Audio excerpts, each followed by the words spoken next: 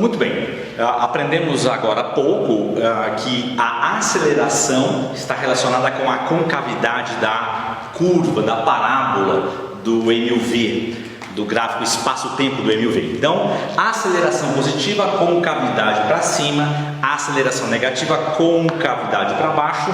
Olha só, gente, desenho de qualquer jeito aqui, tá? Primeiro exemplo, aceleração positiva, concavidade para cima. Segundo exemplo, aceleração positiva, concavidade para cima. Terceiro exemplo, aceleração negativa, concavidade para baixo. Quarto exemplo, aceleração positiva, concavidade para cima. Ok, mas podemos ver mais. Este número, para os matemáticos, que aparece independentemente de x, ou seja, é aquela constante, é aquele valor que não acompanha nem x e não acompanha x quadrado. No nosso caso, em física, quem é? Se o gráfico, se a função é espaço-tempo do MUV, este número gama é o espaço inicial. O que isso significa? É a placa, é a posição, é o espaço pela qual o veículo passava quando você disparou o cronômetro. Se você olhar para os 4 exemplos, nós temos no primeiro exemplo, placa 0 metros.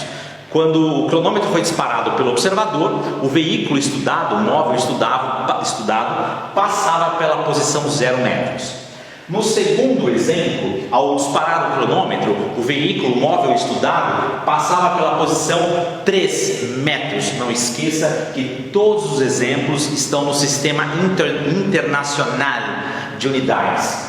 No terceiro exemplo, quando o observador disparava o cronômetro, o veículo estudado passava pela posição menos 3 metros, pela placa menos 3 metros.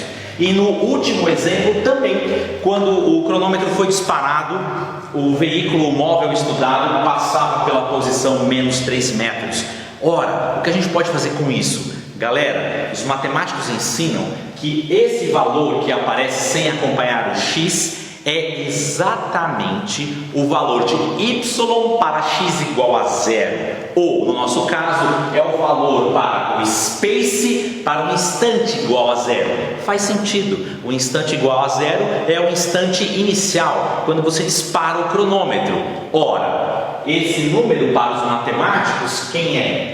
É a placa pela qual o veículo passa quando nós começamos a estudá-lo.